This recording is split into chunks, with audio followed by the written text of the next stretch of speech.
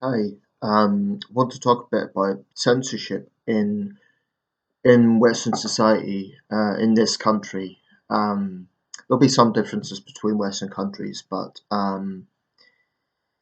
perhaps a better term is democracies. The idea of censorship in democracies. This is actually a very, very fundamental question because one thing that we hold very strongly, if you were to ask people, what does democracy mean to you? I think a lot of people give different answers, but one that would come pretty near the top, I would say, to most people, is the idea of freedom of expression or freedom of conscience. That's just so fundamental to the idea of individual liberty. Um, and I think part of that is the subject of censorship. So let me just put my cards on the table.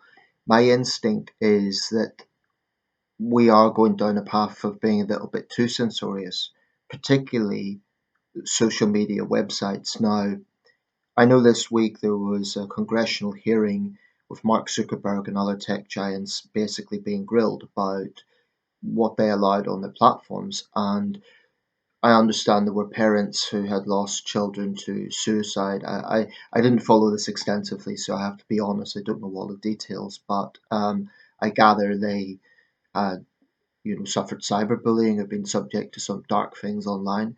Um, I take a bit of an issue with that because basically Zuckerberg was being hauled over the coals by Senator Josh Hawley, I think the guy's called. He's an aspiring young Republican, but he was really laying into Zuckerberg, and as a lot of people were saying in the comments, well, wait a second, what about parental responsibility? You know, most social media sites have an age limit. And I find it astonishing that there are so many parents out there that don't seem to know what their children are looking at online. And I'm not talking 16-year-olds, I'm talking 11-year-olds in some cases, children. That is his parental responsibility. So, of course, someone like Mark Zuckerberg has a lot of responsibility, and I certainly don't agree with all the decisions Facebook has made. But I also think it's unfair to blame the CEO of a company when that company has got rules. In the end of the day, if your child has a laptop, it's up to you to put parental restrictions on it. That to me is a no-brainer, and I think it's um, a bit flippant to say, "Oh, it's always someone else's responsibility." Well, what the hell are you doing when your child's looking online? I mean, I appreciate those parents have suffered, but it does seem a bit unfair to blame it all on Zuckerberg. Um, and that's more broadly a thing I would I would get on board with is the idea that yes, parents do have responsibility. I do I do believe that quite strongly. That I know they can't be with them 100% of the time, but they can put parental restrictions on a laptop. If you're going to give your child a laptop, then put parental restrictions on it. That's all. I think that's a reasonable expectation. Um, it gets a bit harder when they become teenagers and they get a bit more independence. But even then, it's I don't know. I think it's unreasonable. It's just this human nature. It's a blame game. Someone has to be blamed when tragedies happen. But more broadly, they're criticizing Zuckerberg for being too lax. But I would say in some ways the opposite problem has been true because if we look at social media sites, Facebook, Instagram, YouTube, and so on. Um, there is censorship, but it's not consistent. So this question of consistency is very important. Why is it that some posts that are blatantly hateful, I would cite particularly from Islamists, gets a free pass, or anti-white racism, frankly, gets a free pass, yet other forms of bigotry or contentious positions get immediately censored, and sometimes it's very dubious what's actually being censored. Um, you'll get this message saying your comment goes against community standards. Now, I haven't had too much of this. I've had it once or twice, and I've appealed because I'm not reckless. I don't make hateful comments online, but I do stand up for my conviction. And I'll give you an example. I once spoke out against Islamist mentality because there was these Islamists in, I believe it was Denmark, celebrating the death of a cartoonist. He died in a road accident, and he had, made cartoons mocking the Prophet. But basically, they were really celebrating his death, and I flagged it. I reported it because it was disgusting, the sort of things they were coming out with. Facebook, thank you for reporting this, but it does not go against our community standards. But when I got into an exchange with one of them, I used the word an intolerant Islamist. That got flagged. I didn't even say Muslim. I said Islamist. Um, so I do think there is a degree of cowardice at the top. I think there's particularly cowardice with not wanting to offend Islamists and not wanting to offend authoritarian states, particularly China. Um, I mean, Mark Zuckerberg and others still seem to think that they can kind of woo China by pandering to their demands, but it hasn't worked. China's still not permitted Facebook in its cyberspace. The only way you can access it there is with a VPN. Now, there's a number of Chinese who do, and one of my colleagues kindly assisted me with that, getting a VPN when I was over there to keep in touch with people. Um, but that's the reality. So I think it is cowardly of tech giants to pander to totalitarian states. I think that's cowardly. I mean, they're obviously doing it for business reasons. They think that if they pander to their demands, they'll get access to the market, and then, well, it's more revenue. It's more of a market for them. But all they're doing is chipping away at their own values by doing that. They're selling out, basically. Um, so there's controversial issues that I think need to be discussed, because I think if you censor them, all it does is create more resentment and bitterness and alienation. Let me give a few examples. The incel culture.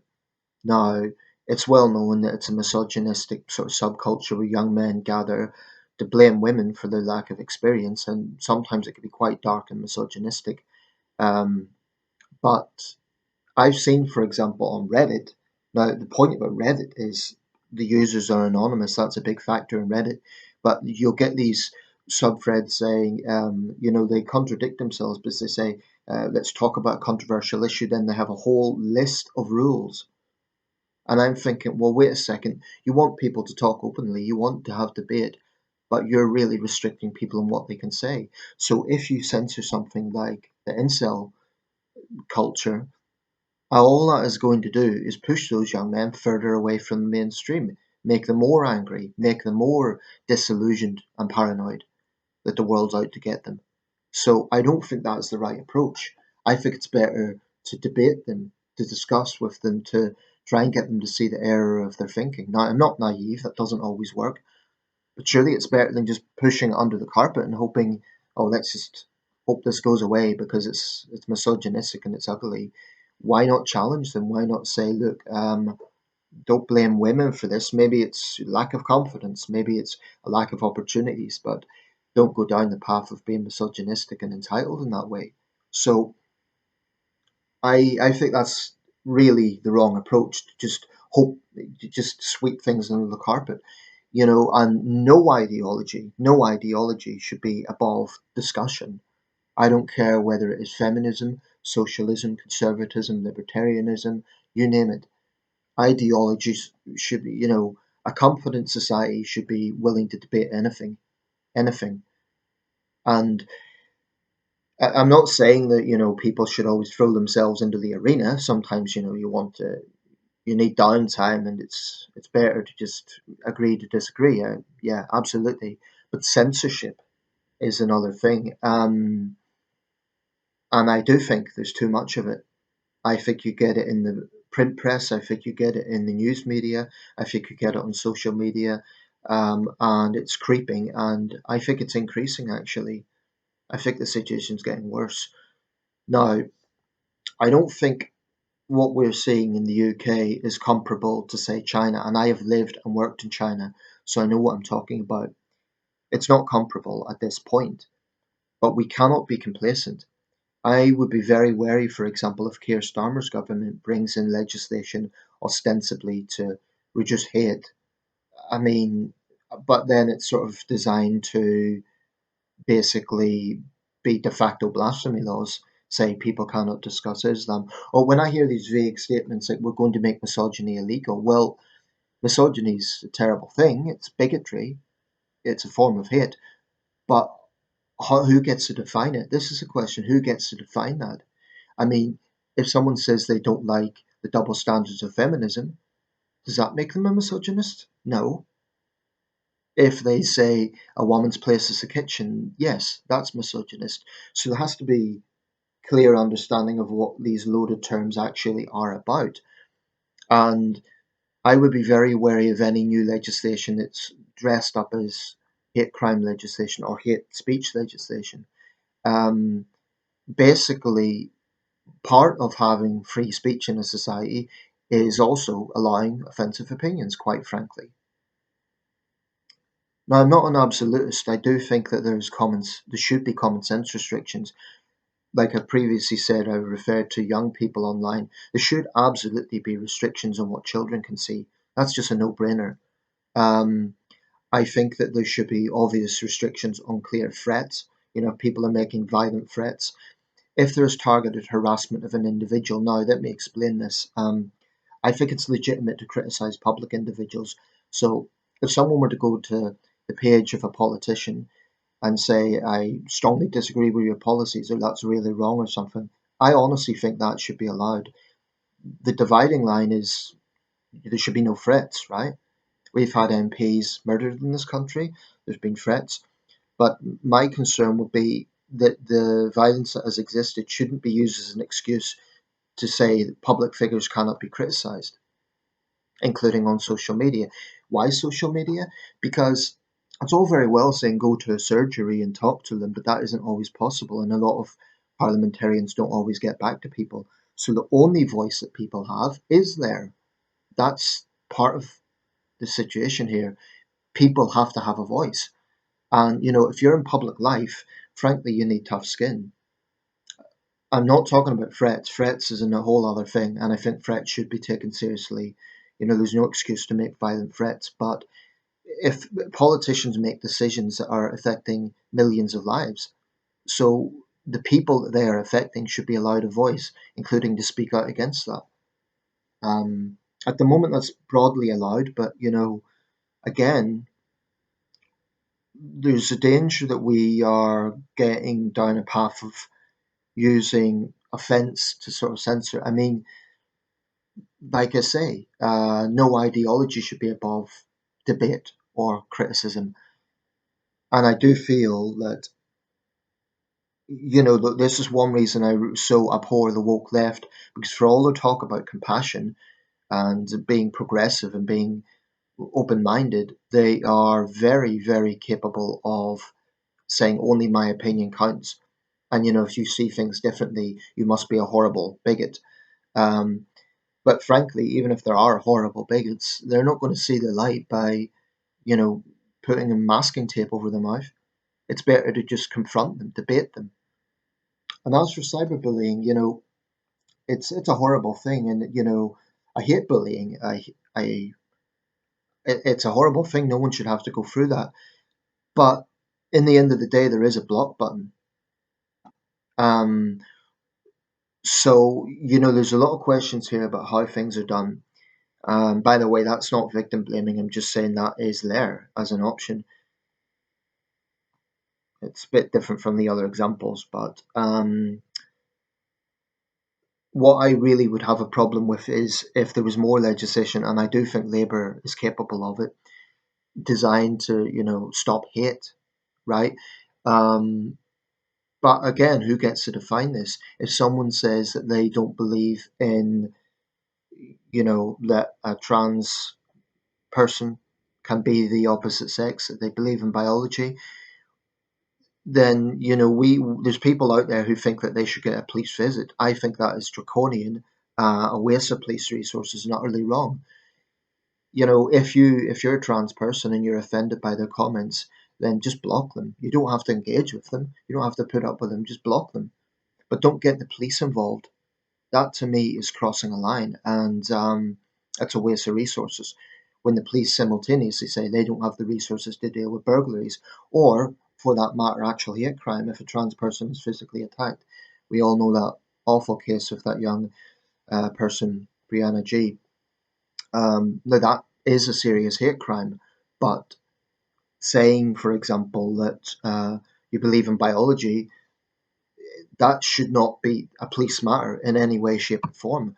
So it's this threat of getting the police involved with basically online opinions. I think that is potentially quite sinister. Um, and we're not totally down that path yet, but I'll watch very carefully what Labour is proposing, because I think of the two big parties, Labour is more likely to do it.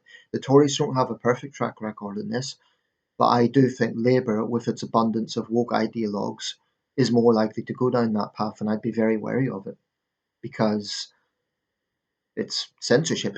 It's basically denying someone a right to express their conscience. Um, we have to get away from this idea that just because someone's view is contentious or controversial, then they should be silenced. Now, another area where there may be ground for censorship is hostile state actors. I mean, I would say we should censor Russian propaganda. I was totally in support of taking down RT because it wasn't just opinions, it was a hostile foreign state trying to undermine us.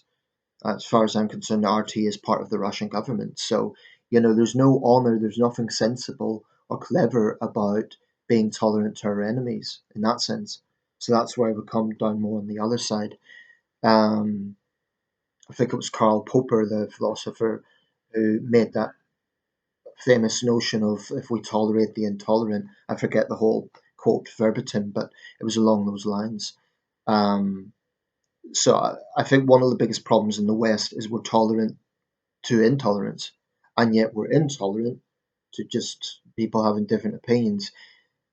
I mean, without question, we've been far, far, far too tolerant of Islamist ideology in the West, and the reactionary left, their attitude to this is, oh, you can't say that, it's Islamophobic, but Islamism is a violent, intolerant ideology. So we shouldn't tolerate it, because by tolerating it, we undermine ourselves. By tolerating Chinese state interference or Russian state interference, we undermine ourselves. So I'm not a fan of tolerance for the sake of it. I think we should be practical. Um, Last point, when it comes to sort of conspiracy theories and that sort of thing, I don't like them. I have a big problem with some of the way the path that people go down. When they go to the point of harassing victims of terrorism, calling them crisis actors, that sort of thing really disgusts me. But even then, I'm not sure about full censorship. I think actually the current approach that YouTube uses of putting a disclaimer of, say, this is part of the Russian state, or this is part of French states, media, that sort of thing. I think that's probably the right approach. It's the right compromise.